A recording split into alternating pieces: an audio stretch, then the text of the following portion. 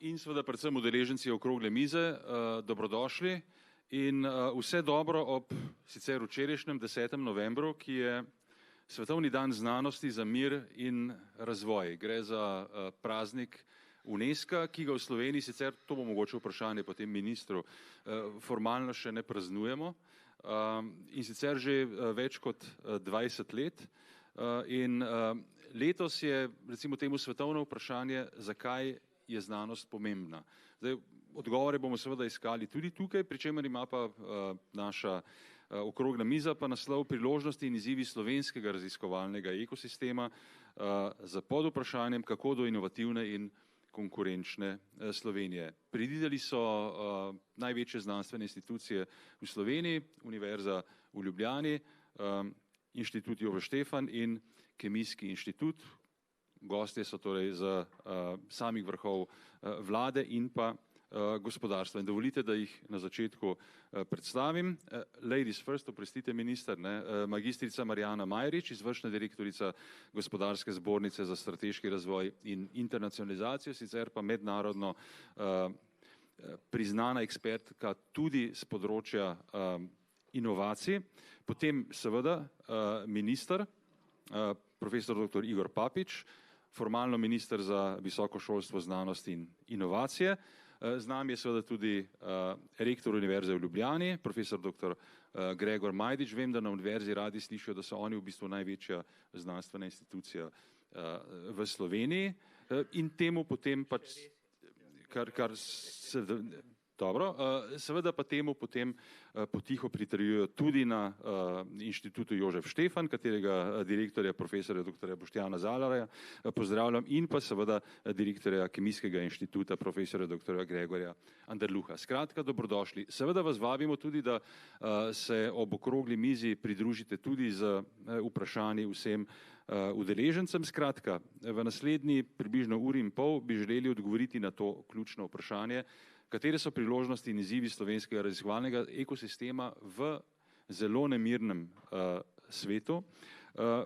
Pri čemer, in bi pa tokrat začel z vami, gospod minister, v Sloveniji sicer imamo recimo temu probleme prvega sveta, torej smo ena najrazvitejših držav na svetu, včasih se niti ne zavedamo, kako odlične znanstvenice, znanstvenike in seveda tudi znanstvene ustanove imamo, bi pa seveda želeli biti še boljši. In v ta namen je ena zdaj že davno pozabljena Cerarjeva vlada pred skoraj 10 leti v bistvu dala pobudo za strateško razvojna inovacijska partnerstva, tako imenovane SRIP-e. In to naj bi bil recimo temu slovenski odgovor na tedanje izzive prihodnosti. Kako ste zadovoljni kot aktualni minister s to slovensko... SRIP-i? Ja. Ali bolj srepo gledate na to, kar se je dogajalo v zadnjih 10 letih? Moje osebno stališče je relativno enostavno. Teh mehanizmov smo imeli v preteklosti več. Od tehnoloških platform, kompetenčnih centrov, centrov odličnosti, ampak to so bili, centri odličnosti so bili res na področju temeljne znanosti. Teh mehanizmov je bilo veliko in to je zadnji. To je tako imenovana pametna specializacija. Jaz se spomnim, ko sem bil še na univerzi, ko smo se pogovarjali o strateških področjih. Problem Slovenije, ki ga jaz vidim, je predvsem v tem, da smo mi strateška področja definirali zelo široko oziroma preveč jih je. Zdaj govorite tudi konkretno o teh SRIP-ih. Tako, o teh SRIP-ih mislim, da jih je bilo 9, pa zdaj smo še IKT nekako samostojno naredili. Ja, kot je dejansko 10 področji. Kot jaz vem, Nemci imajo 5 področji samo. Se pravi, to je osnovno vprašanje, ali smo res tako močni na vseh teh področjih. Zato se sicer tudi za Nemce sprašujejo, ne? Ja, ker jaz imam seveda svojo lastno izkušnjo, kako smo identificirali ta področja, pa sem bil jaz takrat bolj na strani gospodarstva, da bi predvsem morali slediti temu, kje imamo zelo močno industrijo, ne pa samo, kje imamo zelo močne interese raziskovalcev, da bi imeli svoje področje. Ampak osnovni koncept, ki smo ga mi sprejeli ob začetku tega mandata, je, da tega ne bomo spreminjali, ampak da bomo samo evalvacije delali in da bomo tiste stripe, ki so močni, seveda podpirali, tisti, ki pa seveda ne izkazujejo najboljših rezultatov, bojo mogli pa po neki naravni poti omejiti svoje delovanje.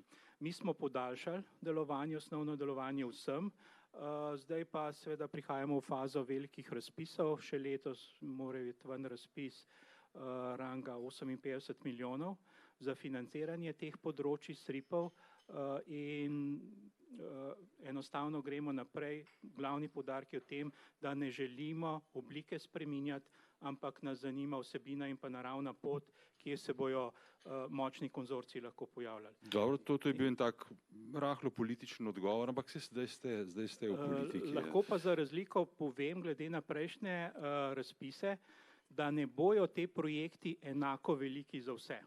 To je bil osnovni koncept v preteklosti.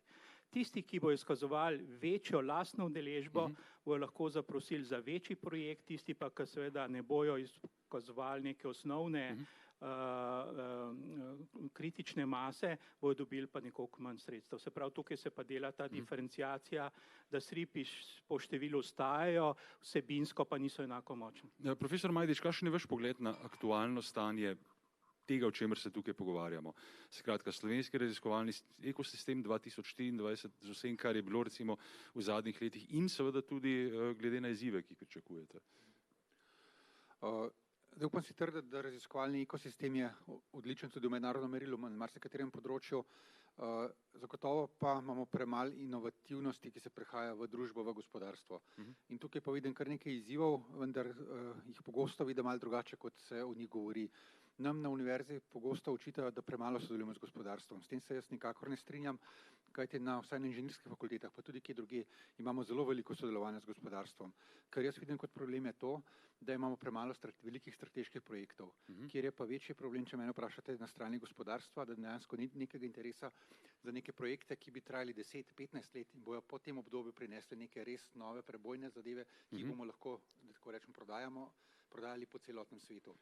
In tukaj vidim glavni problem in tudi mogoče premalo interesa za gospodarstvo, da bi dejansko tudi svojim vložkom šlo v to. V tujini, če pogledamo v Zahodni Evropi, v Ameriki, sploh Japonska, Kitajska, ki zdaj tam podjetja aktivno vstopajo v take strateške projekte s svojimi sredstvi. Ne nazadnje lahko pogledamo, se prehodimo po kakšnem kampusu po Zahodni Evropi, Ameriki, Japonski, kjer so stolpnice z laboratoriji, ki so jih postavile podjetja in na ta način se ustvarja potem to pristno sodelovanje. Pri nas je pa še prevečkrat to, da gospodarstvo pride, želi, da rešimo nek majhen problem, dostikrat celo še vedno slišimo, da se vi ste tako že plačani iz javnega denarja, zakaj bi nam potem to računali, čeprav če hočeš ti resno pač plačani smo, zato upravljamo svoje osnovno delo, raziskave in pedagoško delo, če hočeš delati nek večji projekt, moraš zaposliti novega raziskovalca, ki bo na tem delal in to seveda stane, ne, tako da tukaj je še kar veliko, imamo mislim, da prostora, da izboljšamo ta medsebojno razumevanje, način sodelovanja in ključno za Slovenijo bojo pa zagotovo veliki strateški projekti, ki nas bodo pripeljali naprej v inovativnosti, ne da bomo reševali majhne probleme, ampak iskali nekaj novega, ker pa ni od danes do jutri, to so stvari, ki trajajo 5, 10, 15 let in potem pokažejo rezultate. Zdaj ste hitro vrgli žogico v polje gospe Majerič, ampak mogoče dobite še kakšno žogico. Zato bi prosil seveda profesorja Zalarja, če lahko svojega zornega kota pa oceni aktualno stanje in vse to, kar smo zdaj slišali, če seveda lahko tudi komentirate. Ne? Ja, se mogoče par misli za moj odgovor je bilo že nastavljenih. Prej je minister omenil, da je bil do zdaj sistem preveč razdrobljen. Jaz moram tle ugotavljati, da v zadnjih letih smo tukaj doživeli velike spremembe, se tudi danes skupaj sedimo rektor in dva direktorja največjih raziskovalnih zavodov v Sloveniji, je že dober znak. Jaz tudi osebno opažam. Pa je bil to včasih problem ali kako? Včasih je to bil problem zaradi načina financiranja, preveč smo med sabo tekmovali pa premalo sodelovali. Jaz pogosto, zdaj je to že malo izrabljena fraza, samo 2 milijona nas je in mi lahko pač kritične projekte izpeljemo samo, če vse inštitucije med sabo sodeluje. Ne moramo imeti na 2 področjih 3 inštitucij, ki so vrhunske v Sloveniji. Bodimo realisti. To moram reči, se v zadnjih časih zelo spreminja. Druga zadeva je pa to, kar je bilo tudi poudarjeno, naučiti se bomo mogli malo tega ameriškega pristopa. da pač, ko mi financiramo določene projekte za določeno obdobje, da se bomo potem mogli odločiti, da polovico jih bomo ukinili, potem bomo po kratkem obdobju financirali še 2 in mogoče na koncu še enega. Je pa seveda tukaj dilema, ne. 2 dni nazaj, mislim prejšnji teden smo imeli na inštitutu 2-dnevne strateške dneve, ko smo se veliko o tem pogovarjali. In je bilo, malo smo razpravljali o Dragijevem poročilu, ki je jasno pokazalo, ne, kje so ZDA pred nami, predvsem na venture kapitalu, veliko investirajo v projekte, ki niso čisto osnovni, gre veliko v investicije za inovacije, medtem ko Evropa pa prednjači po tem, da je sistem zelo socialen, imamo močno, še vedno relativno močno socialno zdravstvo. In na koncu je prišlo vprašanje, ali nam kdo zna povedati oziroma predstaviti sistem, kjer je oboje skupaj. Ja, žal, mogoče skandinavske države pred 20-30 leti, pa že te imajo zdaj težave, se vsi poznamo.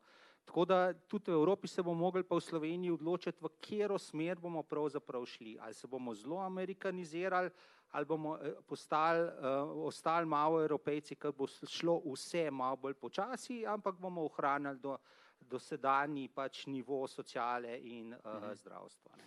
Zdaj, preden date mikrofon še profesorju Anderluhu, ne, to sem še želel vprašati. Zdaj, seveda, ne, v bistvu gre za kar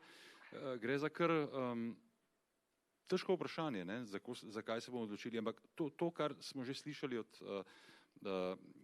govorcev malo prej, zdaj, ko ste imeli, kako ste rekli, strateške pogovore, kakšna je pa vaša strategija dolgoročna? To je dobro vprašanje, saj ravno o tem smo se pogovarjali, zato smo imeli take strategije. Jaz bi rekel, dolgoročna strategija sodelovanje na nacionalnem področju. Jaz velikokrat poudarjam, inštitut je velik, več kot 1300 nas je. Mi moramo delovati ne samo zase, ampak mi moramo nuditi support celi naciji preko sodelovanja z drugimi inštitucijami. Ta druga zadeva pa osredotočiti se na manjše število, ampak toliko bolj prebojnih področij. Se pravi, odločiti se bomo mogli v Sloveniji ne financirati kar vsega vse povprek, ampak najdete mogoče tiste nišna področja, kjer smo dobri, mi nikoli ne bomo imeli v avtomobilski industriji vodilnega proizvajalca, ne, dajmo se tega zavedati. Ampak imamo pa že veliko zgledov, kjer na teh nišnih področjih, kjer ni tako visoko serijske proizvodnje, ki vsaka proizvodna radi tudi support z strani stroke, raziskovanja in razvoja. Tako da pač ja, zreduciranje števila področji, ki jih financiramo in sodelovanje na nacionalnem nivoju. Profesor Anderluh, zdaj ste pa res na vrsti in mikrofon gre počasi v polje, kjer je zdaj že kar nekaj žogic, ampak najprej vi, profesor Anderluh. Če gledate na Slovenijo zdaj, se strinjate s temi do zdaj slišanimi ocenami? Ja, seveda. Ni nujno seveda, lahko se tudi ne bi. Mislim, zdaj vsak sogovornik je izpostavil določene zadeve. Jaz bi ocenil trenutno obdobje kot eno zelo vznemirljivo obdobje za razvoj našega raziskovalnega ekosistema. Po sprejemu zakona, po zavezi države, da bo financirala bolje to področje, z vsemi prednostmi, ki jih je ta zakon prinesel, zdaj res lahko bolj razvijamo znanstveno-raziskovalni sistem, da bo bolj učinkovit, da bo bolj odprt, da bo bolj odličen in seveda tudi, da bo to sodelovanje z gospodarstvom, prenosi v družbo, da bo to bolj učinkovito teklo. Tako da na področju znanstveno-raziskovalne dejavnosti mislim, da so stvari zastavljene v pravo smer, seveda bo trajalo še nekaj časa, da bo to sistem ponotranjil, ne, to je en tak tanker, ki se počasi obrača, ne, v pravo smer. Na področju inovacijske dejavnosti in inoviranja, ne, pa mislim, da je tukaj minister ta mandat začel zelo dobro s tem, da je to postavil v neko osrednjo vlogo, da smo se začeli o tem pogovarjati, da so se na strukturni ravni začele dogajati spremembe, da bodo zdaj končno tudi mehanizmi, ki bodo podpirali to dejavnost, ne. Prihajajo novi momenti v Slovenijo, ne, tudi sklad kapitala, ki omogoča razvoj takih majhnih visokotehnoloških zagonskih podjetij se je vzpostavil, ne, to je tudi nov moment, ki ga prej ni bilo. Tako da tukaj delamo kar take lepe, velike korake v pravo smer, bi pa izpostavil časovno dimenzijo, ne. Preden se bo to videlo, ne, v družbi, bo pa trajalo nekaj časa. Ne. Še eno vprašanje, ne, ker govorimo o ekosistemu. Ne. Za preživetje vsakega ekosistema je zelo pomembna biodiverziteta. Kar zdaj slišimo, ne, je pač se pravi osredotočenje na manj projektov. Kaj pa to pomeni v bistvu za to diverziteta v slovenskem raziskovalnem prostoru, ker recimo zelo podobna razmišljanja so bila v slovenskem športu ob osamosvojitvi. Češ, ja, mi ne moramo biti dobri v vseh športih, dajmo se osredotočiti na nekaj. Zgodilo se je ravno obratno in ravno v tem smo dobri, da v bistvu ne, imamo izjemno široko polje nekih uspehov. Zdaj, v znanosti to igra neko vlogo ali ne? No, jaz mislim, da biodiverziteta na področju raziskovalnih področij je pri nas kar velika. Ne. Mislim, da tukaj ne bi mogel reči, da smo usmerjeni na neka točno določena področja. Ampak potem, ko bi bili, ko bomo? Jaz mislim, da je potrebno oboje, da je potrebno in od spodaj navzgor, se pravi, da je potrebno da je sistem tako vzpostaviti, da imajo lahko tudi tisti, ki so zelo dobri na nekaterih področjih, ki niso fokusna področja, recimo, da se ima možnost razvijati. Po drugi strani pa tudi mislim, da bi mogla država kdaj kakšne usmeritve z vrha dati dol. Se pravi, oboje moraš imeti nekako zagotovljeno. Ja, ampak dajmo zdaj še besedo gospe Majrič, ker kot rečeno se je v njenem polju nabralo kar nekaj, kot rečeno, žog. Zdaj pred morda odgovorite na to vprašanje, ki ga je v bistvu sprožil profesor Majdič, me seveda zanima z vašega zornega kota, torej zornega kota gospodarstva, tudi zornega kota vaših dolgoletnih izkušenj ravno na področju inovacij in na vse zadnje pač dela, konkretno recimo v Tehnološkem parku, kjer ste imeli pač opravka z sodelovanjem z znanstveno sfero. Kako ocenjujete trenutni položaj, kako ocenjujete seveda to vse v evropskem zornem kotu oziroma kontekstu in seveda vaš komentar na to, kar smo slišali. Več spodbud in recimo temu tudi financiranja strani gospodarstva. Mislim, jaz lahko rečem naslednje. Vsak od predhodnikov imajo zelo prav in vsebinsko postavljajo neke stvari v nek, bi rekla, celostni kontekst. Ampak zdaj, če govorimo o žogicah, jaz bi rekla, imamo eno žogo.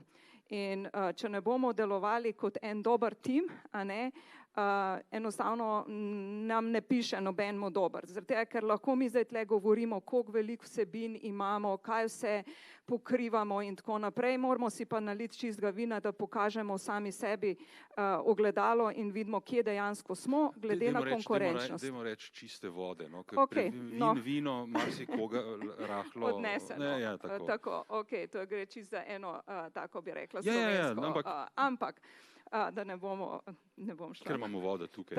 Tako.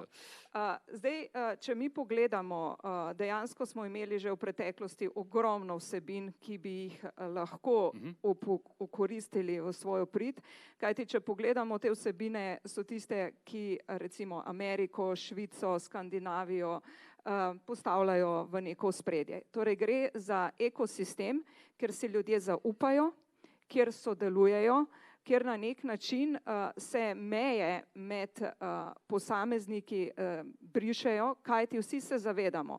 Če mi nimamo dobrega znanosti, če nimamo dobre, recimo tudi akademske sfere, nimamo tudi dobrega gospodarstva in obratno. In zdaj, če mi se dotikamo vsebin, moramo se iti iz izhodišča bottom up. Torej, kaj imamo mi sploh za ponuditi v tem trenutku. Zdaj se dotikam tiste žogice, a ne, glede gospodarstva. Ja. Če mi pogledamo, da v tem trenutku imamo večino gospodarstva, ki nam prinaša bruto družbeni proizvod v lasti tujcev, torej mi nimamo škarja in platna v kontekstu tega, da lahko na ta način recimo temu manevriramo, kakor bi želeli. Seveda bomo hitro slišali Novartis in tele podjetja, ki pa seveda imajo tudi velike spodbude za to, da so Novartisi ali pa mogoče zdaj Revoz prihodnosti sploh ostali v Sloveniji in pač enostavno, da tukaj vidijo ta potencial za razvoj. Torej so imeli še nek dodatni vzvod, top-down, ne samo tale od spodaj navzgor. Zdaj pa, če mi pogledamo tista večina podjetij, torej, če pogledamo, imamo veliko mikro pa majhnih podjetij in pa tudi srednje velikih podjetij, ki so pa v tem trenutku nekje v razgovorih za nove investicije in pa predvsem nam odhajajo v tujino. In z tega naslova jaz razumem, kar je bilo rečeno, da pač gospodarstvo v tem trenutku na nek način nima tega dolgoročnega sodelovanja. Zakaj? Zaradi tega, ker so se tudi pogoji spremenili skozi tujo lastnino. Mi nimamo, če gremo od živilskih podjetij, če gremo recimo farmacije razen Krke, če gledamo tudi ostale, so vse praktično v tuji lasti. In z tega naslova moramo, in sem vesela, da tukaj sedimo, da se pogovarjamo, mi smo nenazadnje tudi aprila 2024 podpisali strateško zavezništvo, ki ga vsi gledamo kot en zelo zgodovinski premik, in sicer, da je kot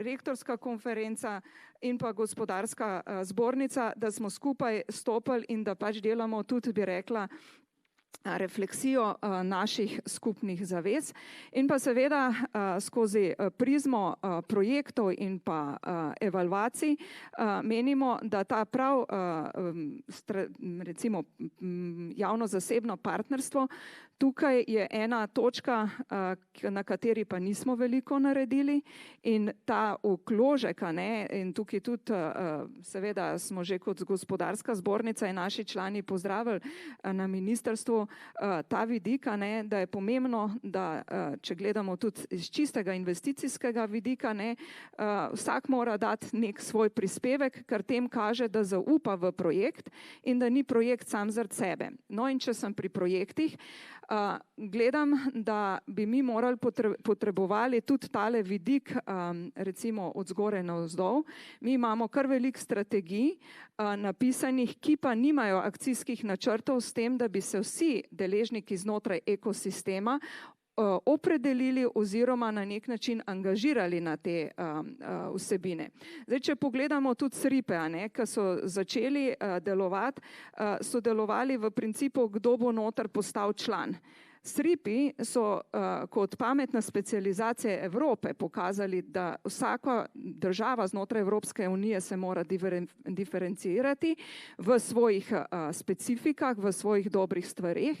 Torej, takrat se je delo tale tudi podjetniško odkrivanje naših možnosti za sodelovanje, ampak potem se to spet ohranja v neki manjšem delu, ni pa to, da se pač poistovetijo čisto vse, torej in raziskovalne inštitucije in akademija, da podpira ta vidik, govorim zdaj na tem aplikativnem delu, zato da gremo v smeri daljšega ali pa hitrejšega razvoja znotraj vsebin, ki so potem, nenazadnje moramo se zavedati, da gospodarstvo skozi plačevanje davkov in prispevkov je hrbtenica za to, da imamo močne akademski del, raziskovalni, da imamo nenazadnje šport smo omenjali, zdravstvo, kulturo in pa tudi infrastrukturo, ki jo pa seveda tudi v tistih perspektivah v preteklosti, ki bi lahko črpali kot Slovenija sredstva za to, da bi opravnomočili in kemijski NIP, inštitut Jožef Štefan, se takrat tega nismo posluževali in zaradi tega tudi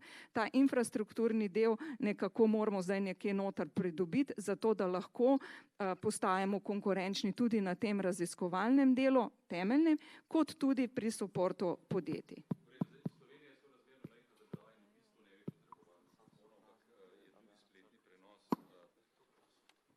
Hvala, ker je pa seveda tudi spletni prenos Slovenske tiskovne agencije, pač delamo na mikrofone. Profesor Majdič, vi ste imeli eno oziroma željo po intervenciji. Hvala, jaz samo dodal bi, mislim, da je zelo pomembno pri biodiverziteti, o kateri smo govorili, da je potrebno po mojem mnenju tukaj ločevati delno, je to že direktor Kemijskega inštituta nakazal, da jaz tukaj vidim potrebo po piramidi.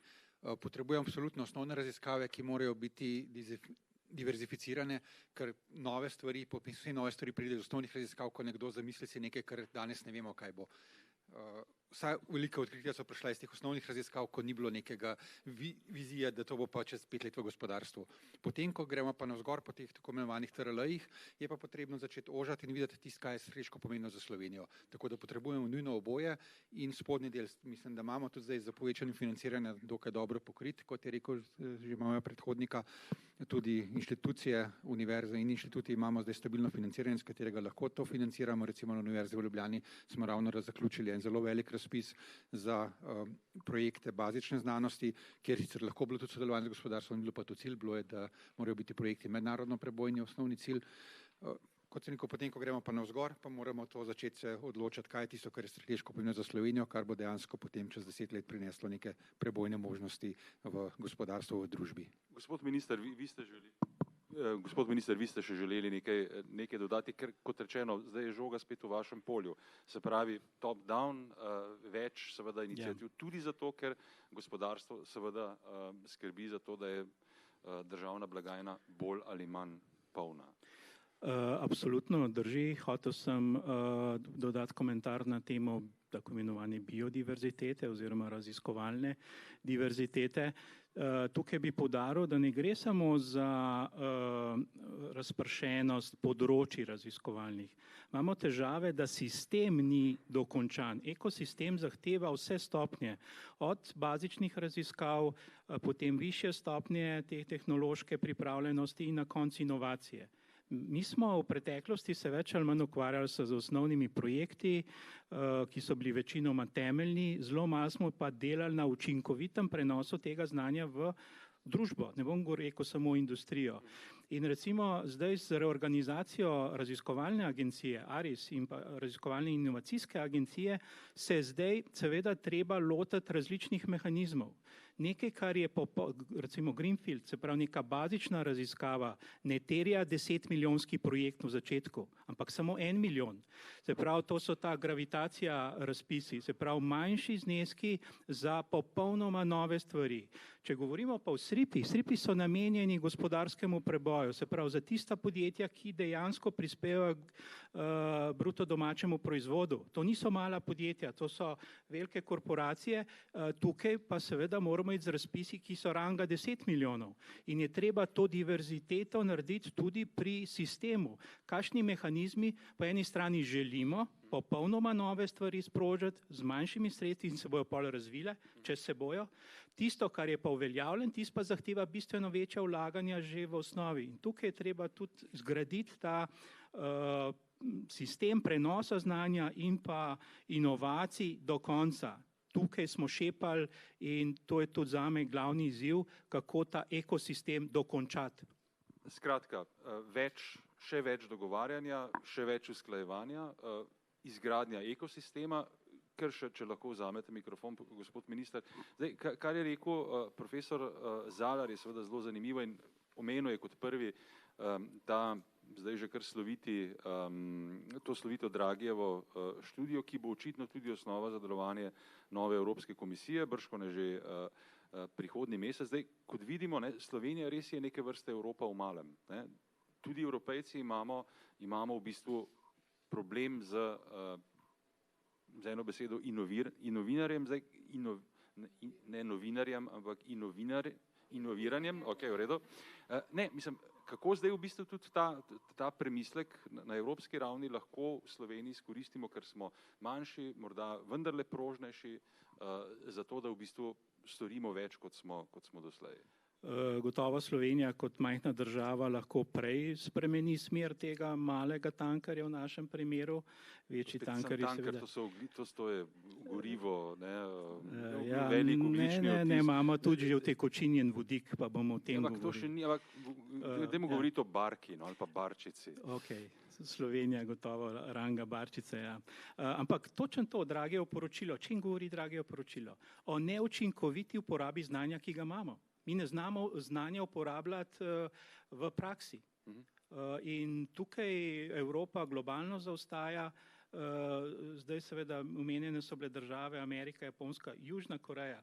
Glejte, mi z vsemi našimi reformami glede financiranja bomo čez nekaj let prišli do ranga skoraj 2% BDP-ja. Lahko se pa danes tako vprašamo, kaj bomo s tem, seveda lovimo najbolj razvite, ampak se pa vprašamo, kje smo še do Kitajske, ki ima 5% ali pa Južne Koreje, ki ima 4%.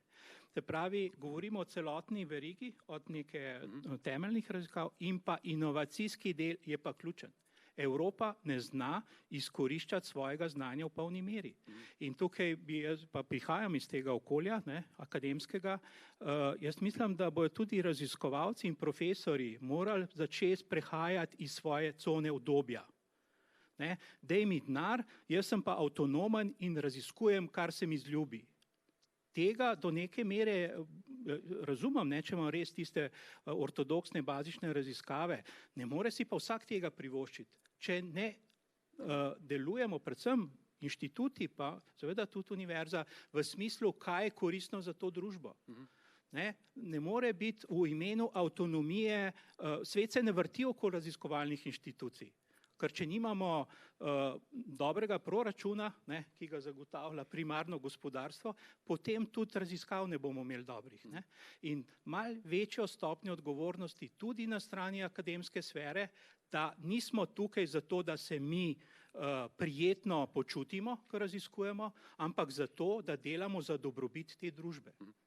Profesor Zalar, zdaj, kako gre to skupaj z strategijami, o katerih ste razglabljali? Ja, zanimivo. Bom pa jaz kar malo nadaljeval misli, ki jih je minister povedal. Povzamemo, tako bom konkretno podatke za naš inštitut povedal. Mi smo zrasli tam iz 600 ljudi, 800 ljudi, trenutno nas je 1300, to sem že drugič danes povedal.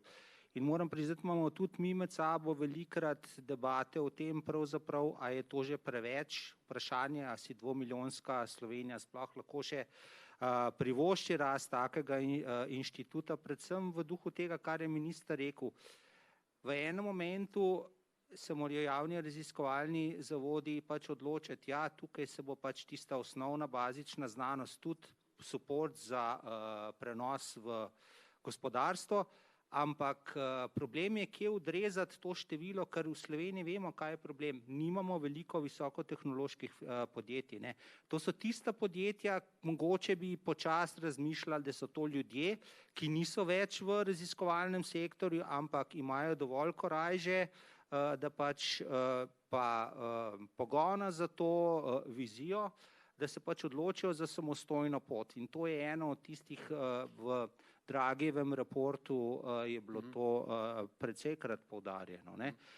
Tako da te debate so res trenutno pač, ja, mislimo, da pač bo treba to pač počasi ustaviti in pomagati predvsem tem sektorju. Tisti, ki se spoznate na ta technology readiness level, pač to govorimo o raziskavah tam od 3 naprej, od 3 do 9, kjer pridemo do končnega produkta.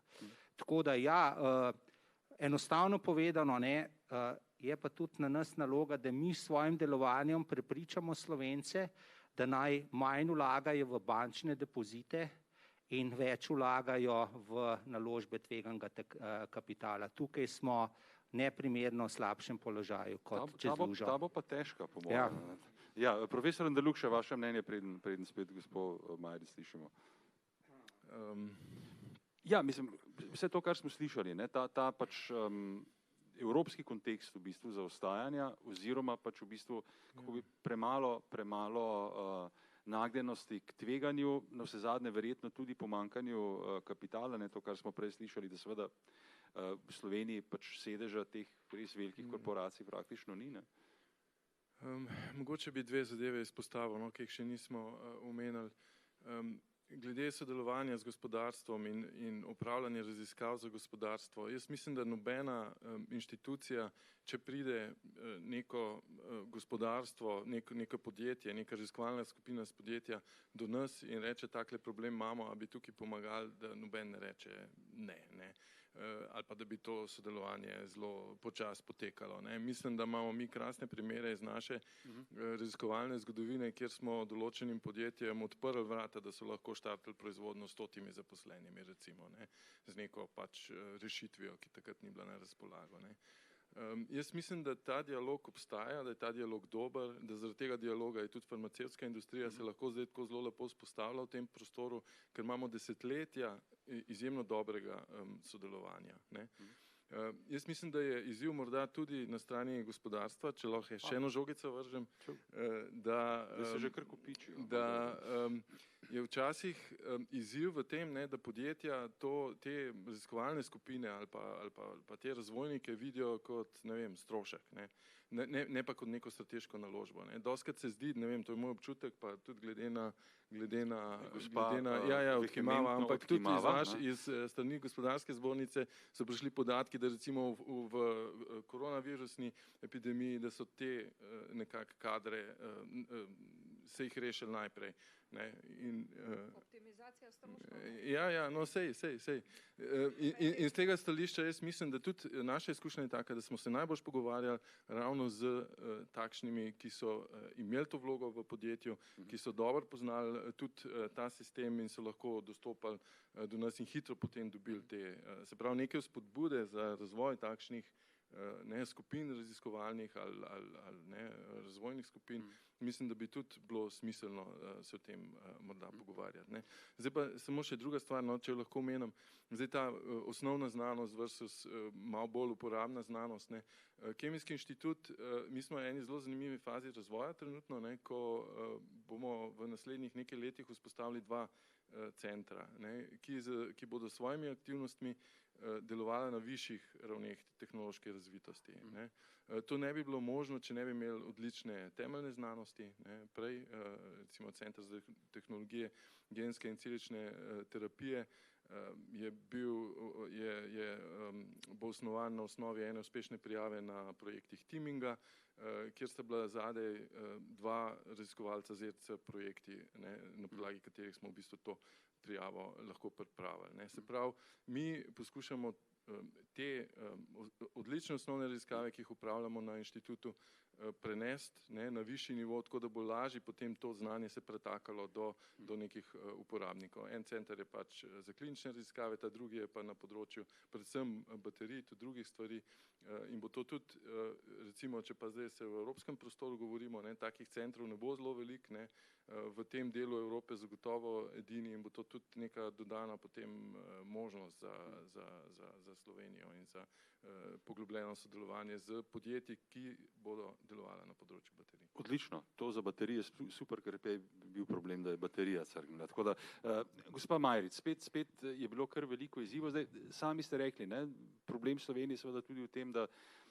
so v bistvu tudi naša velika podjetja v bistvu srednja, sploh če jih gledamo mednarodno. Kar se mi zdi tudi zanimivo je to, o čemer je govoril profesor Zalar, namreč v bistvu ta mindset v Sloveniji, ki je na nek način precej previden, mi smo zelo konzervativni varčevalci, tudi recimo, ko pač nekaj vlagamo, v bistvu morda ne pričakujemo veliko, ampak seveda pričakujemo, da pa to bo. Zdaj kako v bistvu spremeniti to miselnost in seveda pač kako v bistvu tudi privabiti to, kar smo pa tudi slišali, seveda nekoga, ki je pripravljen tvegati več.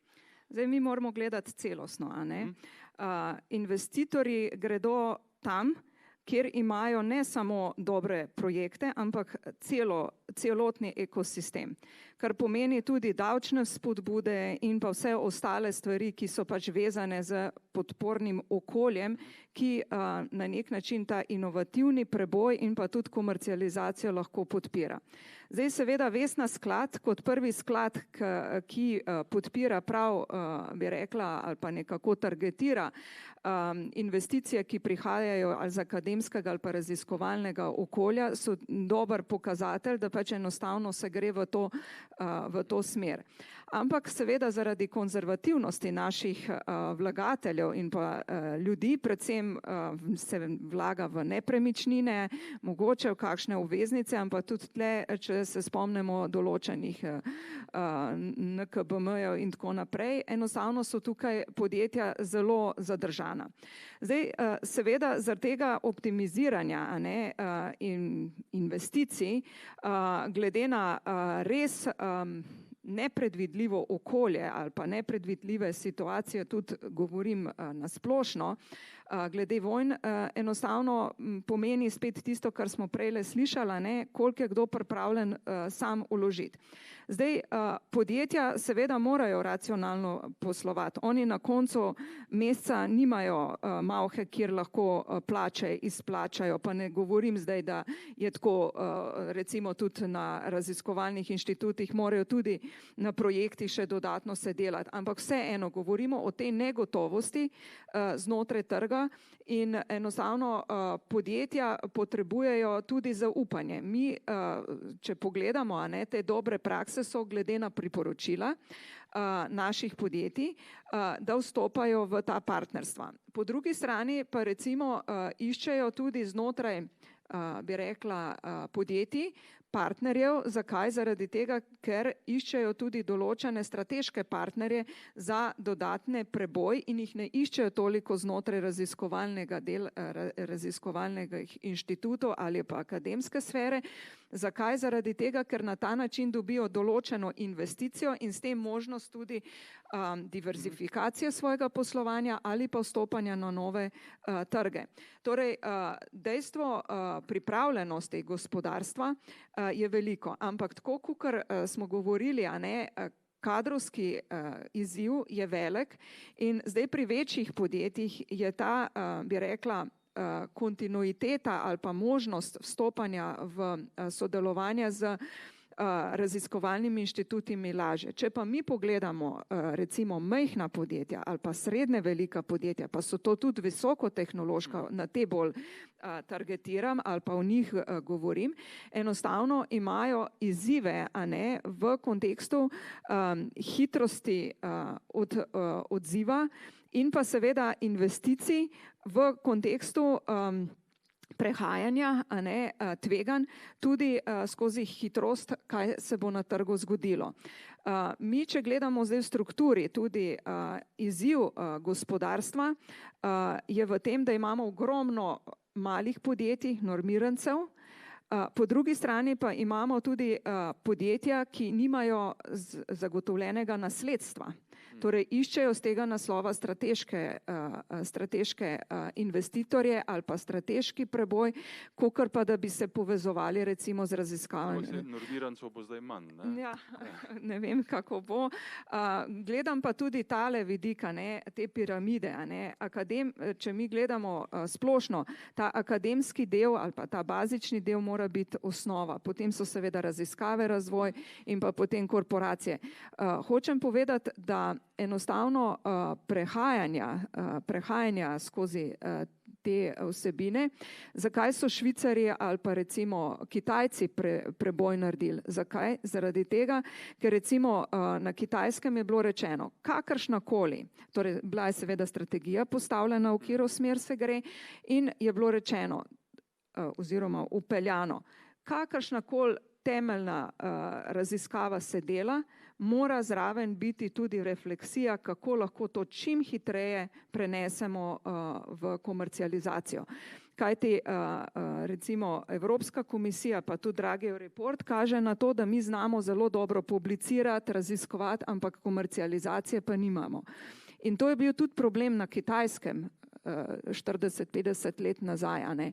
Ampak potem vsebine, ki so pa izhajale iz dveh stvari, a ne. Ena je bila v tem, da pač je takratni predsednik obljubil, da nobeden več ne bo lačen, a ne, in pa da pač so izhajali iz tega, da so potem enostavno ljudem dajali možnost zaposlitve in za tega so tudi veliko časa delali, ampak bilo je pa jasno, v katero smer se gre in da je bila zabrisana ta stvar med temeljnimi in pa aplikativnimi raziskavami. Še eno vprašanje, gospa Marič, ker seveda, kot rečeno, ne, v bistvu poznate ves svet, tudi konkretno zdaj, mogoče se s Kitajci res zelo težko primerjamo, ne, ker kot rečeno, ne, lačen pri nas, čeprav seveda se to žal spet pojavlja, že dolgo ni bil nihče več, ampak ne vem, A se lahko s Švico primerjamo, o kateri veliko krat se govori? Švico težko, ker nimajo morja, ne.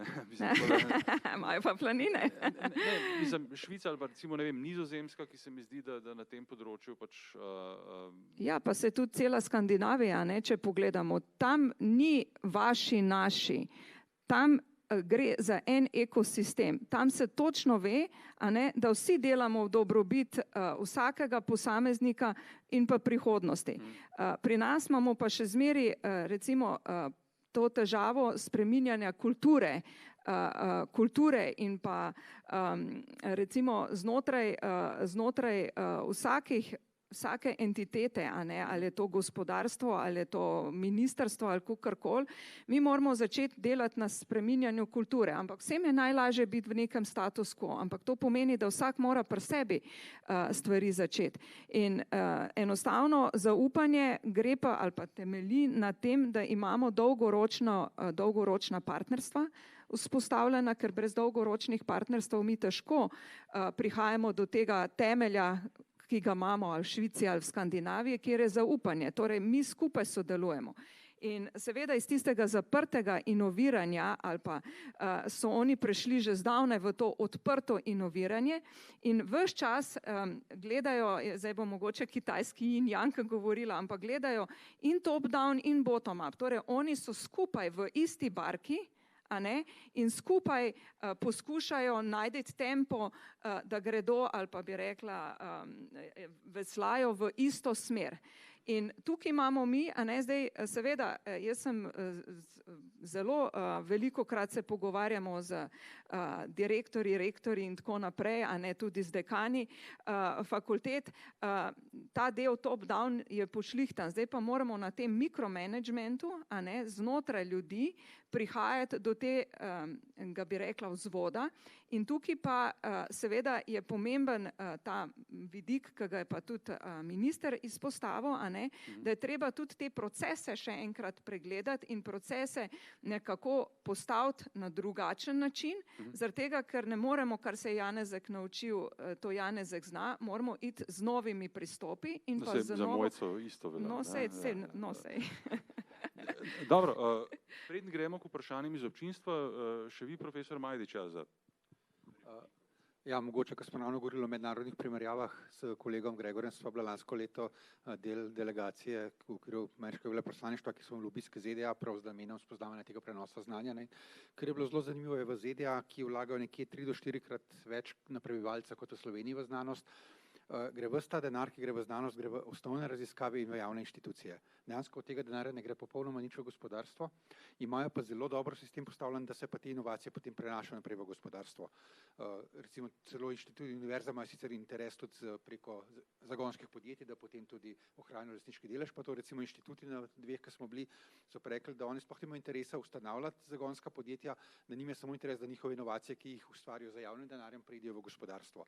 In tukaj mislim, da imamo veliko rezerv, ker moramo najti, kako bomo to povezali, te dve sferi, da bomo zašli. In to, kar ste vi tudi lepo rekli, tale piramida, mi moramo imeti temeljne raziskave. In zdaj, če mi primerjamo Kitajsko, Japonsko, recimo Švico, skandinavske države, pri njih imajo sicer modele malenkost drugačne. Recimo, govorim zdaj pri Američani, oni imajo zelo podjetništvo, visoka priložnost oziroma pripravljeni so na visoka tveganja, ampak vse posod, kar pa izhaja iz tega, je pa ta hiter prenos in pa enostavnost, kako bi rekla, teh fine tuninga, zato da lahko stvar, bi rekla, pripelješ potem na trg, da ga lahko komercializiraš, in ti cikli so zaradi tega hitrejši, ker je prav ta prestop, torej piramida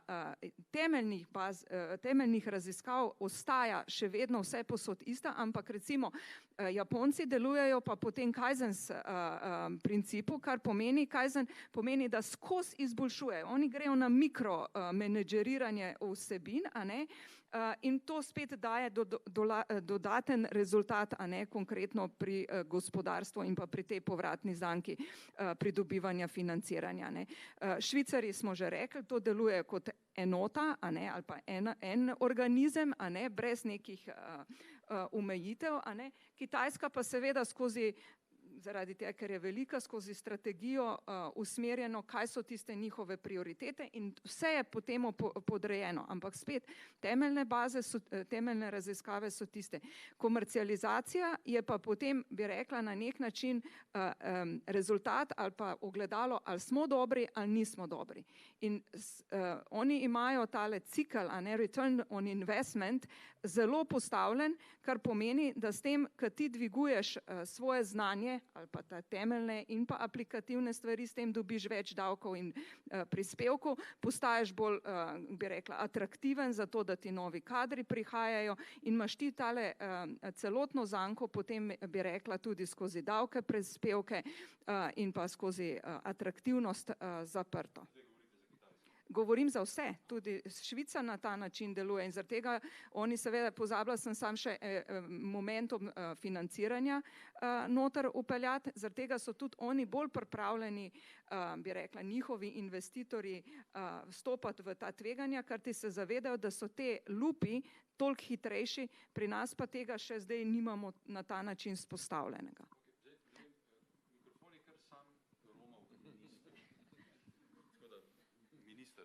Ja, rad bi se, bom kratek. Komentar, o Švici smo veliko govorili. A veste, da je Švica največji investitor trenutno na področju inovacij v Sloveniji? To so več 100 milijonski projekti, Mengeš, Ljubljana, Lendava. Ne? Se pravi, če Švicari vejo, zakaj so prišli, najbrž ne zato, ker imamo dobre davke ali pa ker imamo ugodno razmerje med prispevki pa plačami. Ne, prišli so zaradi znanja. Zato, ker vejo, da bojo tukaj ustvarjali zelo veliko dodano vrednost. Prav, to je glavni kriterij. Ne, seveda, če bomo delali sem po principu, da bomo naredili, ne vem, državo brez davkov, ne, a bomo res na ta način zagotovili nek razvoj?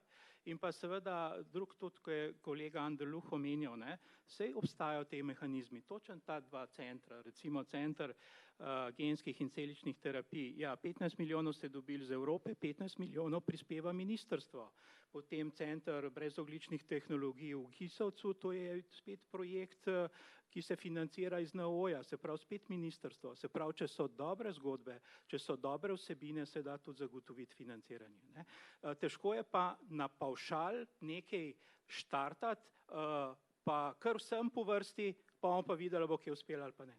Ciljano je veliko lažje, ker so rezultati bolj predvidljivi. Skratka, ciljajmo oziroma ciljajte. Kakšno vprašanje iz občinstva, ker zdaj pa je že čas.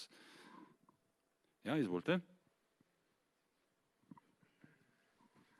Ja, hvala lepa. Ne vem, se moram predstaviti vsak slučaj. Borut Kerševan, Univerza v Ljubljani in Inštitut Jožef Stefan. Zelo me veseli, da dejansko pozitivno sodelujemo, ker sem zaposlen v obeh institucijah in je življenje seveda boljše in lažje. Imel bi pa naslednje vprašanje, v bistvu je minister začel na to temo, ne?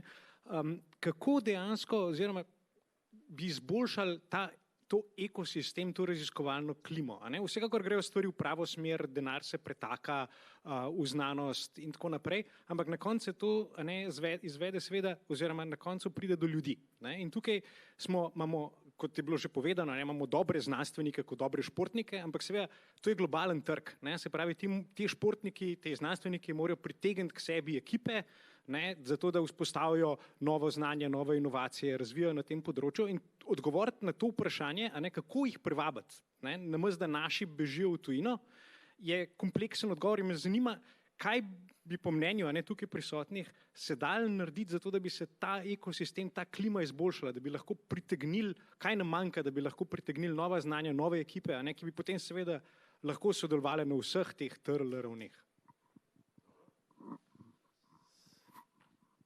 Hvala za vprašanje živečega primera, da sodelovanje seveda je lahko zelo uspešno. Zdaj, v redu, pa začnite, minister, ker imate že. Jaz sem se prepoznal na tem vprašanju. Najprej bi omenil tako imenovani slovenski ERC. To bo razpis, ki gre drugo leto ven, predvidenih je 6 mest na 3 nivojih, podobno kot ERC. Seveda naj bi bil slovenski. Govorimo o 5-letnih projektih, ranga 500 do 700 tisoč na leto. Se pravi, to je primerljivo financiranje kot nekdo, ki ga ima tukaj. Seveda je pa namenjen raziskovalcem, ki pridejo iz tujine v Slovenijo. Jaz sem razlagal, ne vem, boste še vi komentirali, a se vam ti tak mehanizem v redu ali ne. Vam pa podam en komentar enega uglednega raziskovalca iz Ljubljane, ki sem mu to razložil. Bil je zgrožen. Prav, kaj pa mi? A nam pa ne boste dali? Hočem reči, v glavah raziskovalcev pa profesorjev se plete vse mogoče. In recimo jaz se spomnim... Mogoče je mislil na Štajerce, ne, da ti drugi so... Ja, da smo tako veliki. Ja.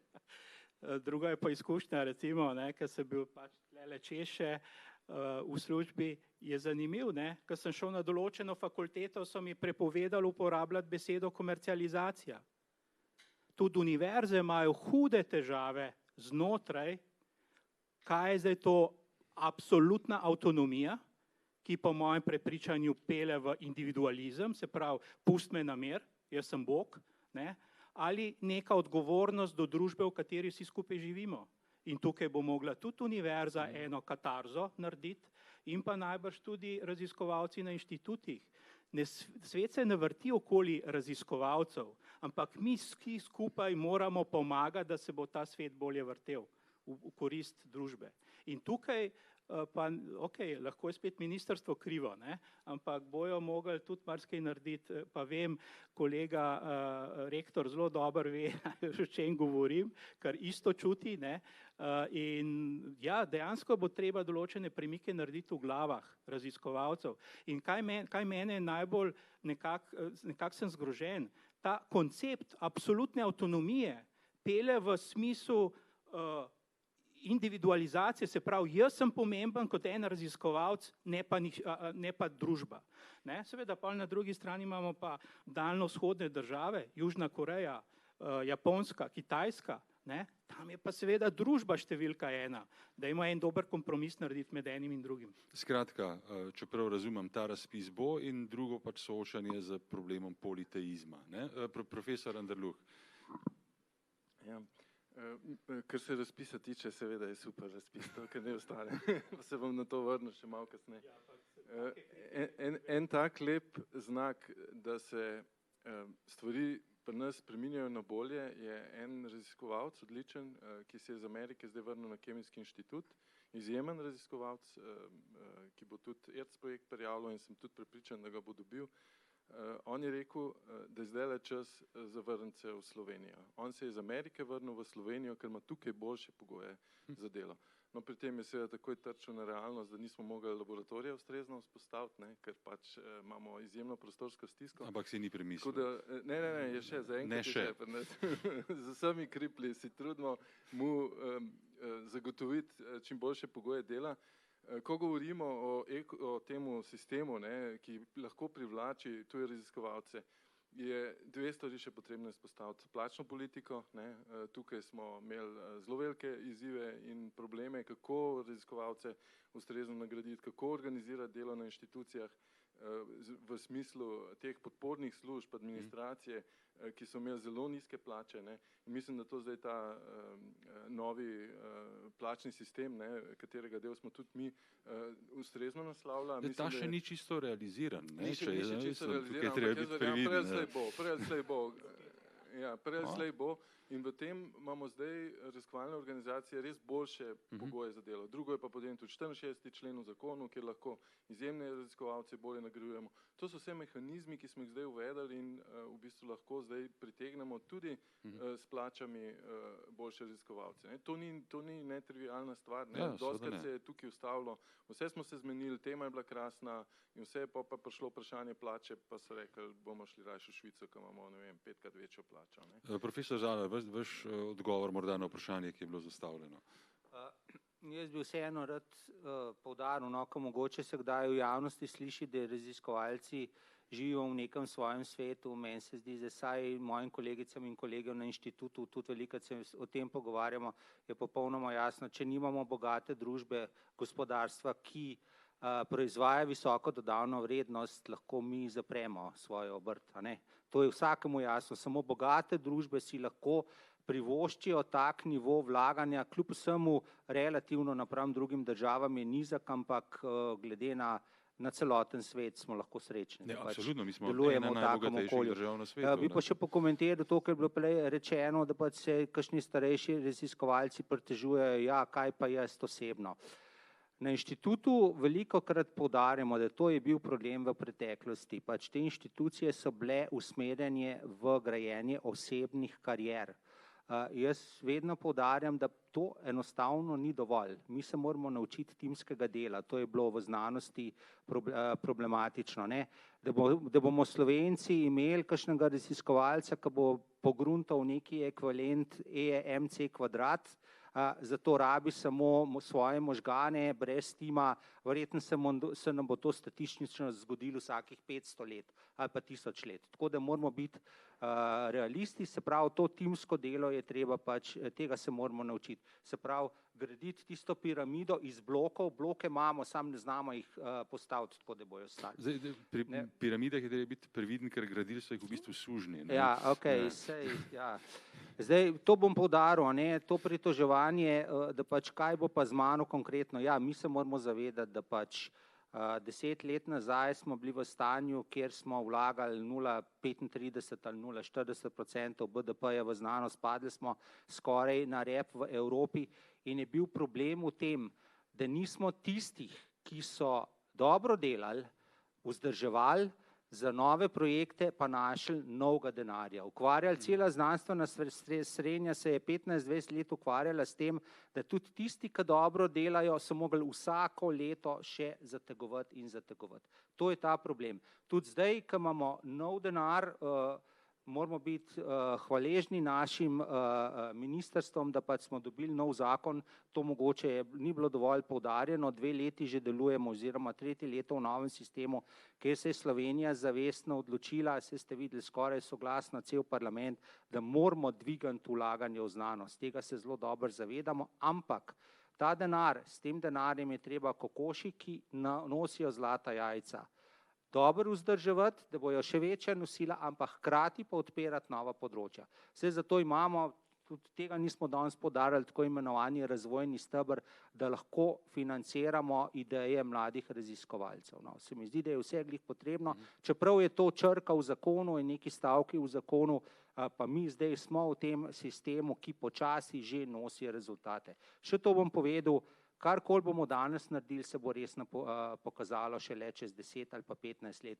Po moje je časovna skala precej daljša kot pri športnikih. Športniki je to 10 let, pri nas pa se rezultati pokažejo šele čez 10 ali pa 20 let.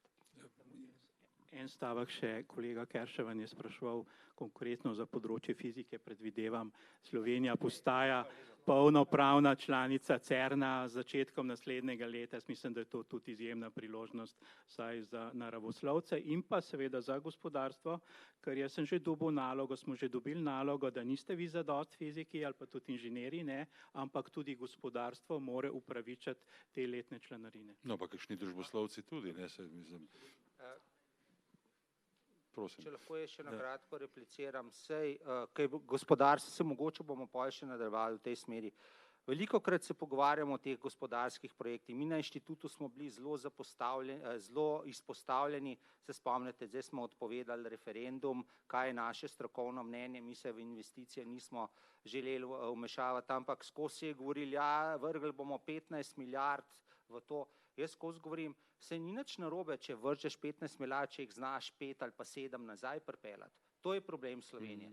Povedal bom Italija, ko že govorimo o gospodarstvu, so se odločili zavestno, da ne bojo gradili novih elektrarn, ampak so eni največjih dobaviteljev opreme za jedrsko tehnologijo. Tle bomo Slovenci mogli niše iskati. Tu, če imamo na eni elektrarni preveč kapacitet, ja po noč proizvajati kaj drugega, magari zeleni vodik ali pa kaj podobnega. Se mi zdi, da vse mogoče, da bomo še kasneje malo prišli na to temo. Ja, profesor Majdič, potem pa gospod Majdič. Mogoče sam čisto kratek komentar na te časovne skale. Ne. Recimo, ko smo prej omenjali ZDA in to izjemno dobro sodelovanje gospodarstva z prenos inovacij, pri njih se je to začelo v 80-ih letih s tako imenovanim Bayh-Dollom zakonom in je trajalo 20 let, da se je ta ekosistem dejansko vzpostavil. In podobno eno naših partnerskih univerz, sicer ena najboljših evropskih univerz, KU Leuven, letos pravi 600-letnica, oni so leta 1998 vzpostavili svoj VC sklad za vlaganje v svoje zagonska podjetja, ampak to je po 20 letih je potem to se pokazalo, da pa zdaj pa dobivajo oni iz tega recimo 200 milijonov evrov prihodkov na leto, ampak po 25 letih, ko so to začeli delati. Ampak zdaj se pravim, moje zadnje vprašanje potem bo, ampak če lahko mikrofon potuje gospe Majrič, ne, če smo že tako daleč, ne, in se bodo pač sadovi zdajšnjih odločitev poznali čez 20 let, ne, ali smo jih že sprejeli.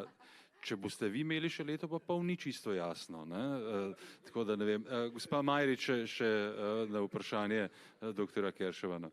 Mislim, da so predhodniki že odgovorili, mogoče samo v tej smeri, da mi znotraj gospodarske zbornice, ker imamo zdaj vsako leto tudi tele nagrade za inovacije, seveda delamo po regijah zelo konkretno z podjetji prav na tej inovativnosti, da se pač nekako tudi znotraj procesov podjetij ta inovativnost pelje in pa seveda tudi promocija, ne samo zdaj CERN-a, pa ERC, EIC in tako naprej.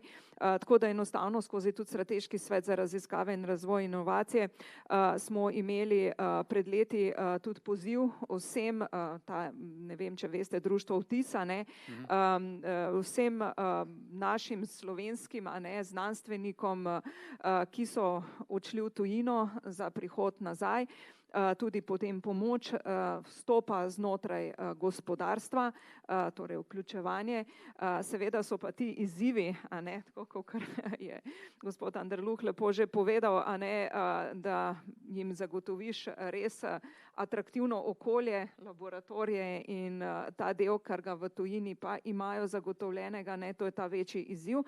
Ampak v vsakem primeru delamo tudi mi kot gospodarstvo, da se to vrstne posamezniki vrnejo, ne nazadnje jih imamo tudi znotraj gospodarske zbornice zaposlene, tako da skozi ta vidik mislim, da vsak lahko en majhen košček k temu mozaiku prida.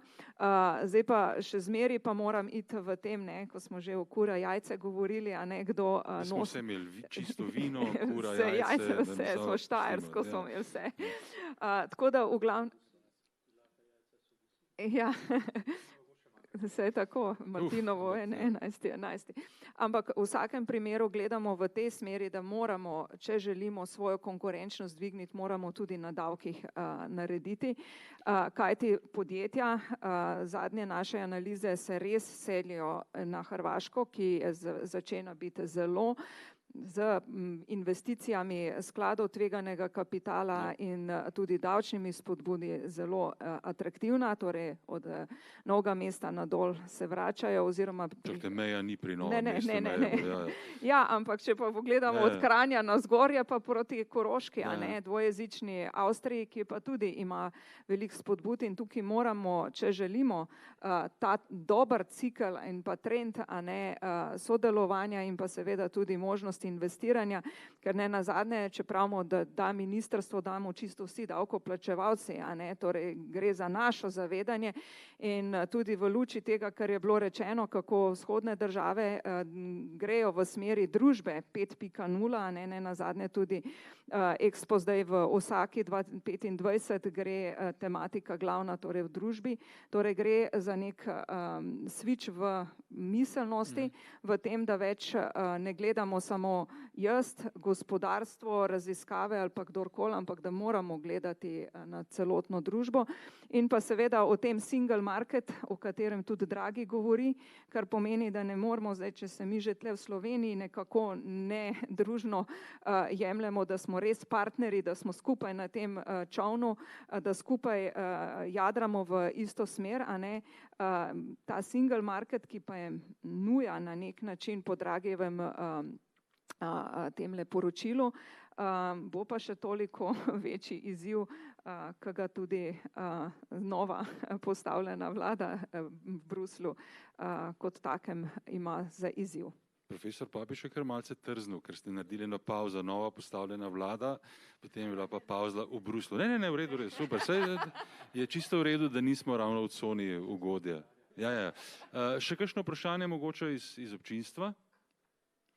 Zdaj, če ne bi morda pač začeli, recimo temu, zadnji krog, vse to, kar smo slišali, mislim, ste seveda izvrstno analizirali na temelju znanja, na temelju seveda izkušenj, kaj nam manjka, ampak če lahko pa tokrat pa vi začnete, pa bo mikrofon potoval potem proti rektorju. Zdaj, kaj konkretno pa še recimo temu, da čeprav gre seveda za dolgoročne zadeve in miselno spremeniti, seveda je zelo težko, tukaj bi vam kakšen družboslovec prišel prav, ampak pustimo to. Zdaj, kaj konkretno bi pa lahko recimo v naslednjem letu v Sloveniji, letu 2025, storili za to, da bi temu cilju prišli še bliže? Pot očitno je znana, vsi se tega zavedate, zdaj, kaj je pa to konkretno, kar pa bi recimo v gospodarstvu pričakovali, da se bo zgodilo? Poleg znižanja davkov seveda, ne?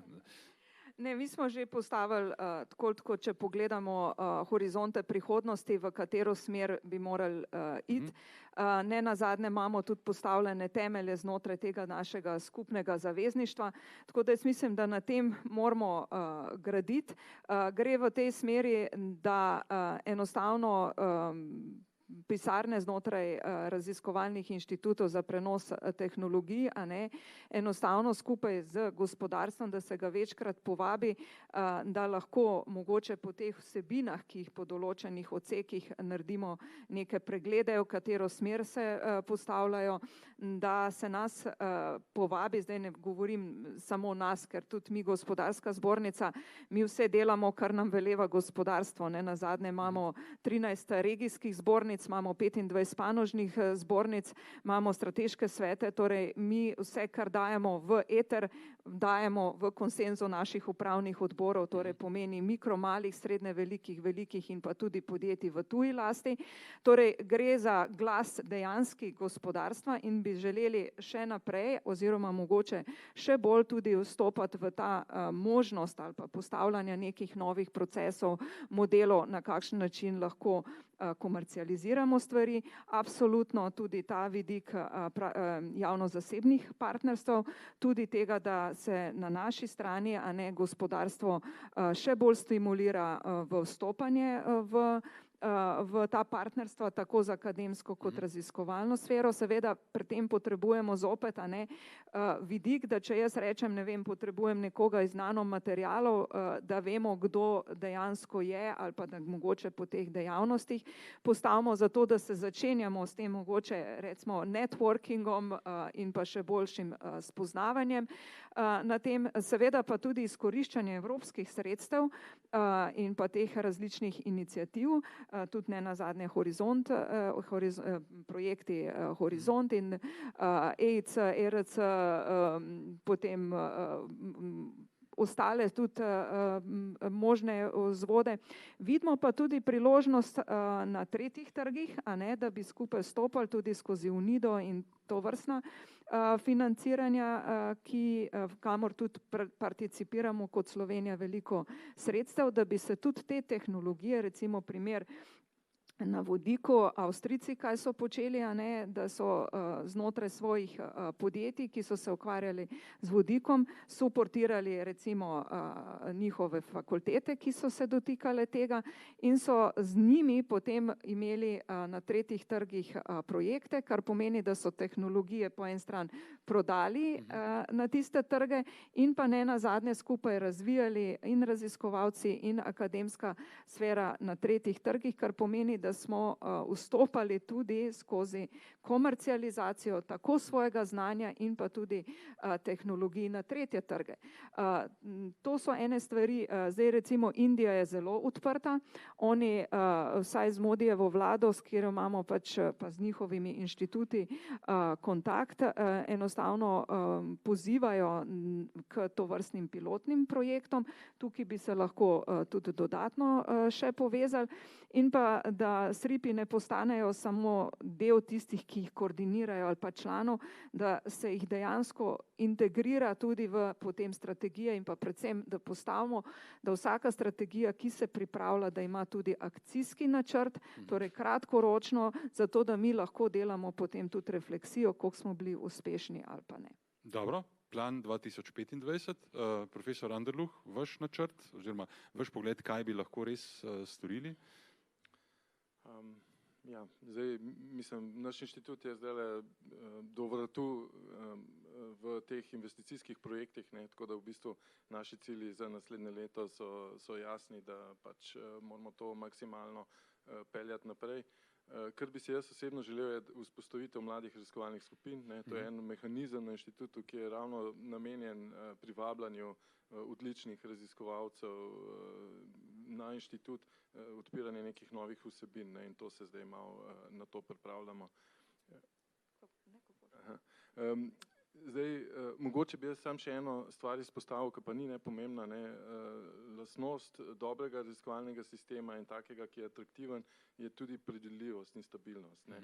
Jaz močno upam, da bo vlada še tako naprej podpirala vlaganja v znanstveno raziskovalno dejavnost, ne, da ta tempo povečevanja, ki je predviden v zakonu, ne bo padel, pa tudi, da se bodo tako mehanizmi vzpostavili, ne, podpore raziskovalcem, bodisi na raziskovalnih organizacijah, takim, ki delujejo v podjetjih, skupnih projektov in tako naprej, da bo to predvidljivo in iz leta v leto potem tudi trajalo, ne. Jaz ta mehanizem zelo podpiram, ne, ampak upam, da bo to, da ne bo enkraten dogodek, ampak da bomo imeli, da bomo vedeli v prihodnje, vsako drugo leto lahko računate na tak razpis ali vsako leto, ne. To je zelo, zelo pomembno tudi pri načrtovanju naših dejavnosti, ne.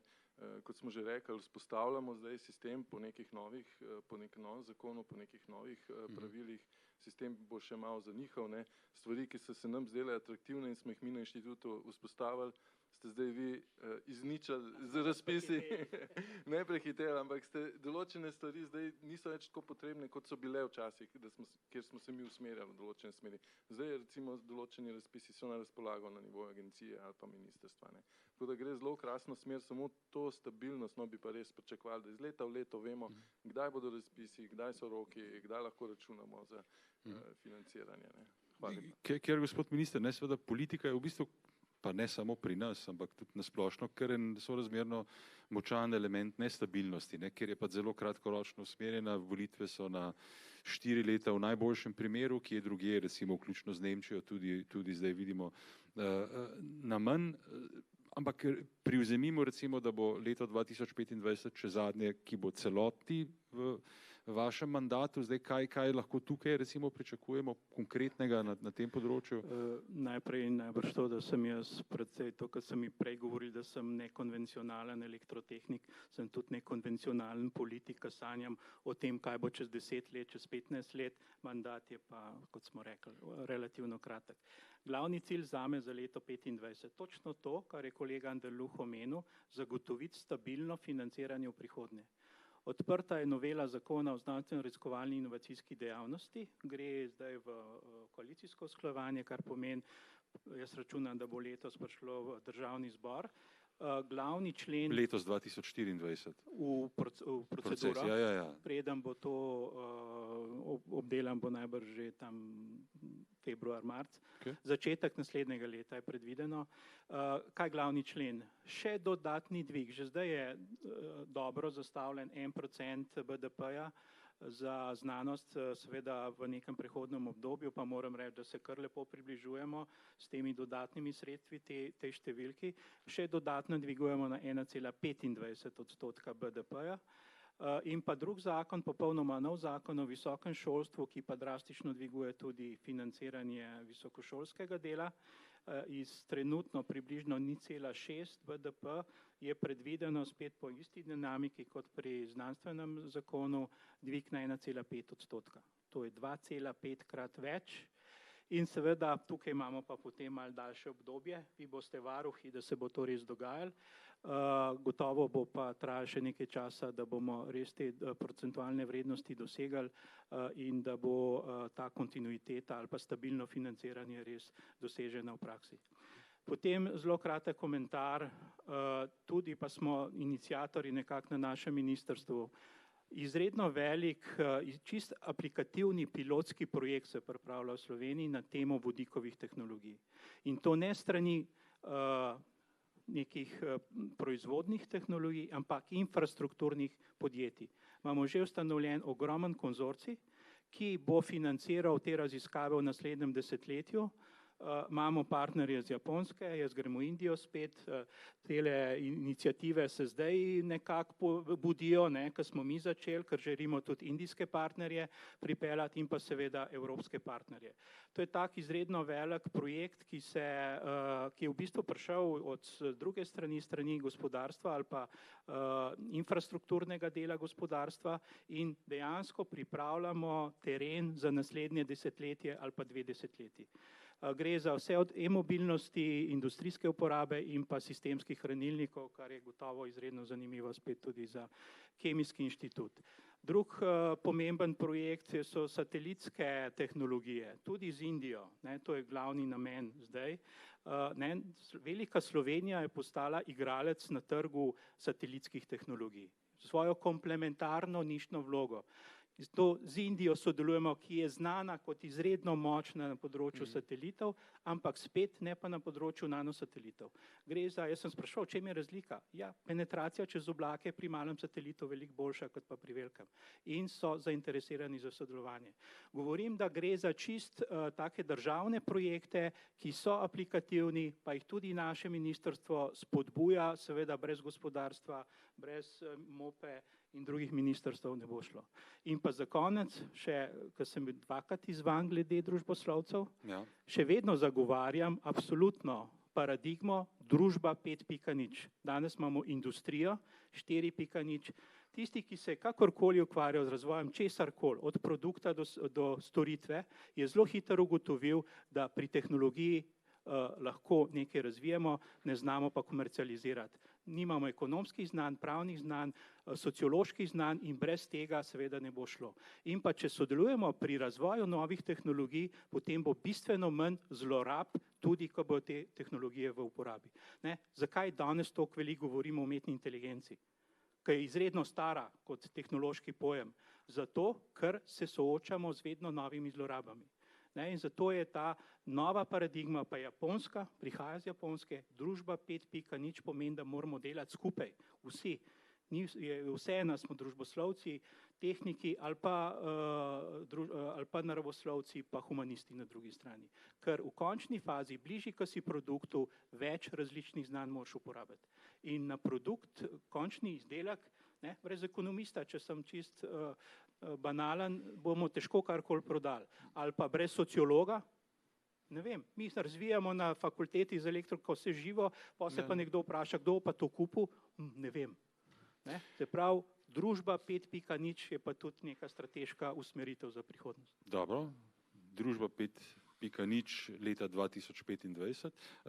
Profesor Zalar. Hvala. Zdaj, kaj je minister povedal, pa splaniral vse za 15 let. Jaz se bom omejil malo na krajše obdobje.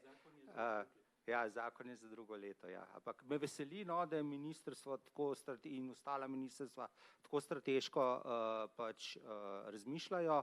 Pa ko že govorimo o ministrstvih, to je eno, kar sem se jaz skozi želel, večje povezovanje visokošolskega sektorja pa javno-raziskovalnega sektorja. Moje mnenje pa bom to skozi poudaril, mislim, da bi mogli imeti en sam skupen zakon, ko v bistvu delujemo po zelo enakih, podobnih principih. Zdaj pa, če pogledam mogoče tudi malo iz izkušenj inštituta, predvsem v naslednjem kratkoročnem pa srednjeročnem obdobju, delati več na internacionalizaciji. Znanstvena srednja v Sloveniji ne bi itak preživela, če ne bi bili mi internacionalizirani, kaj se tiče obiskov v tujini. Zato imamo sodelovanje s CERN-om, z Evropsko vesoljsko agencijo in podobno. Več moramo narediti za pritok tujih raziskovalcev v Sloveniji. Zaenkrat je tu okolje še zelo konzervativno. Me veseli, da imamo take projekte, kot je slovenski ERC, na ta način bomo tujce pripeljali. Jaz si želim tudi več tujcev, recimo mogoče na mestih vodje odsekov, tle smo bili zelo zadržani. Enostavno je tako, v tujini se inštitucija odloči, da bo gojila to in to smer raziskav in želi pripeljati najboljši možen kader iz sveta, ki si ga lahko privošči. Tako da še enkrat, prej smo se pogovarjali o tem slabem sodelovanju z gospodarstvom. Tipično, če pride ena firma iz Slovenije na naš inštitut, pa išče mogoče rešitev za njihove probleme, zdaj verjetnost, da bo rešitev v Sloveniji najdla, ni velika. Predstavljajte si, da ta ista firma pride nekam v Nemčijo, verjetno s tem, ker je toliko večja populacija, zelo večja, precej večja. Tako da vidimo, kako pomembna je internacionalizacija. Zakaj bi v Sloveniji postavljali center za recimo razvoj neke nove tehnologije, če imamo to čez mejo in mi lahko hodimo tja. Tako da internacionalizacija predvsem z močnejšim pritokom tujcev, vrhunskih strokovnjakov v Sloveniji je nujna kratkoročna zadolžitev, tako za nas, kot tudi za ministrstvo. No, upamo, da bomo lahko skupaj kaj naredili. Druga zadeva je pa ta, jaz glede sodelovanja z gospodarstvom, težko je narediti plane za 15 let naprej, ampak bi gradil na tem, kar že imamo. To sem že prej malo omenil. Slovenija postaja polnopravna članica CERN-a, Slovenija postaja polnopravna članica Evropske vesoljske agencije. Jaz tudi vidim tukaj ogromno priložnosti za slovenska visokotehnološka področja, za nišne aplikacije, to niso majhni denarji, tukaj pa mi to sodelovanje že imamo izpostavljene in tle bi mogli skupaj veliko več narediti. Naše ministrstvo, mogoče tudi ministrstvo za debato, za gospodarstvo, ampak to je že stvar druge debate. Mogoče bi kakšno ministrstvo za debato tudi potrebovali. Ja, za debato, pardon. Se zdaj v Ameriki boja, kako imeli ministrstvo za učinkovitost. Tako, oziroma za učinkovito vlado. Tako da to je to. Jaz sem se omejil na te dve stvari. Eno malo bolj gospodarsko, drugo pa kako zagotoviti dober kader. V redu. Še vi, profesor Majdič. Ja, na Univerzi v Ljubljani se precej ukvarjamo tudi na pozaslugi zakona o raziskovalnem delu, ki je bil, kot je bilo že rečeno, sprejet pred 3 leti, ki nam je omogočil neko stabilno financiranje, tudi lastna sredstva za vlaganje v raziskave, tako da smo uvedli v okviru tega tudi povsem nov sistem raziskovalnega ocenjevanja, mednarodno primerljiv, sodoben. Uvedli smo inštrumente, kot sem že prej omenil, te velike strateške projekte, uvedli smo možnosti za mlade, da dobijo tako imenovani startup grant, po angleško zagonski projekt, da mladi določen čas po doktoratu lahko pridobijo prvič iz naših lastnih sredstev svoj projekt in na ta način začnejo. Če seveda mladi doktorirajo, ne? Ja, seveda, tisti, ki doktorirajo, imajo potem to možnost. Tako da kar nekaj teh spodbud smo uvedli že na univerzi. Tudi recimo omogočeno, ker mislim, da je zelo pomembno, v preteklosti je bil vedno velik problem, kako financirati patente, prijave patentov, vemo, da so lahko zelo drage. Zdaj tudi to omogočamo za nekaj patentov na leto, ki jih pač izberemo, kjer so res najbolj perspektivni, da lahko to financiramo iz naših sredstev, kar je vse po zaslugi tega povečanega financiranja, kar je zelo dober trend. Kaj bi še lahko naredili? Večkrat smo govorili o davkih, verjetno bi lahko malo razmislili, kako spremeniti davčno zakonodajo, da bi še bolj spodbujalo vlaganja v raziskave, tako kot imajo številne razvite države. Tukaj mislim, da imamo kar precej prostora, ki bi lahko se zelo poznalo. Na sami univerzi bi se želelo, da bi imeli več projektov, projektnih prijav, uspešnih prijav na razpise EIC pa EIT. Tukaj delamo intenzivno na tem, da bi pisarno za prenos znanja opolnomočili, da bi bila bolj aktivna pri temu. In pa en inštrument, ki bi se ga želel, ki ga ministrstvo obljublja, da ga bo ponovno uvedlo, ko mislim, da je bil zelo dober, pa danes nismo o njem govorili, so pa mladi raziskovalci iz gospodarstva. Aha, dobro, odlična novica. To mislim, da je bil en boljših inštrumentov v Sloveniji, ki je dejansko zelo povezoval gospodarstvo in akademske inštitucije in če bo to ponovno. In pa mogoče samo še ena stvar, ki bi mogoče lahko se pogovarjalo o njej, kot je že rekla kolegica za GZS, da se včasih tudi premalo poznamo, premalo vemo, kaj delamo na področju inovacij in morda bi razmišljali o nekih velikih dogodkih strateških, kjer bi se predstavljali lahko med seboj. Imamo dneve inovativnosti, mi imamo recimo na univerzi, organiziramo ta festival Uniminds, kakšne take dogodke, ki bi dejansko pripeljali skupaj gospodarstvo in naše inovatorje, da bi se predstavljali, da bi prepoznali, kaj kdo drug dela, ker dostikrat niti ne vemo, kaj kdo dela, kaj kdo potrebuje. Delajo se inovacije tudi na univerzah. Tudi recimo spet, če se vrnem v ZDA, tam smo videli tudi primer, pač vsak raziskovalec ni za to, da bo šel v zagonsko podjetje, da bo neki Zoom komercializiral, da bo skušal spraviti to na trg in zaradi tega imajo tam recimo v Koloradu smo videli tak lep primer, ko imajo dejansko redna srečanja z vlagatelji, z gospodarstveniki, ki jim predstavljajo svoje inovacije in potem lahko te, ki so zainteresirani, prepoznajo nek potencial neke inovacije in jo pač univerza potem preda to inovacijo temu, ki bo potem to naprej razvijal, ker sam raziskovalec, ki je to razvil, ima interes naprej ustajati v osnovnih raziskavah, ne pa tega razvijati naprej v aplikativno smer, ker vedno vsi pač niso primerni za to, da bi šli v komercializacijo, če tako rečemo, če pravimo ta izraz, ki ga nekateri, kot je bilo rečeno, ne marajo na univerzi. Ja, odlično.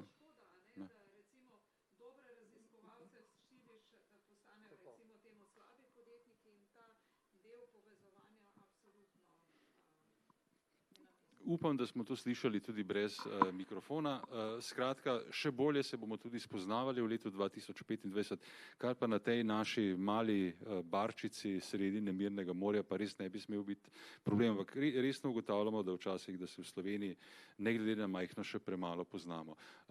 Najlepša hvala za sodelovanje vsem udeležencem okrogle mize, hvala tudi občinstvu tukaj v jazz klubu, ne, in seveda prek Slovenske tiskovne agencije za prijazno sodelovanje. Zdaj, ko je bil govor o inštrumentu, zdaj Slovenci oziroma, kako se temu reče, slovenski neandertalci so izumili glasbo, tako da jaz mislim, da kar se tiče inovativnosti in izuma imamo to v genih, ker imamo seveda tudi koliko 2% neandertalskih genov, ne, in navsezadnje Slovenija je tudi izumiteljica trajnostne transportne industrije, glede na to, da so tukaj izumili leseno kolo in ga v bistvu znali tudi najbolj dosledno in najbolj kakovostno izdelovati. Tako da, kako bi človek rekel po slovensko, sky is the limit. Samo pač to, kar smo tudi slišali, zaveze moramo uresničiti. Skratka, lepo se imejte, hvala lepa še enkrat in srečno.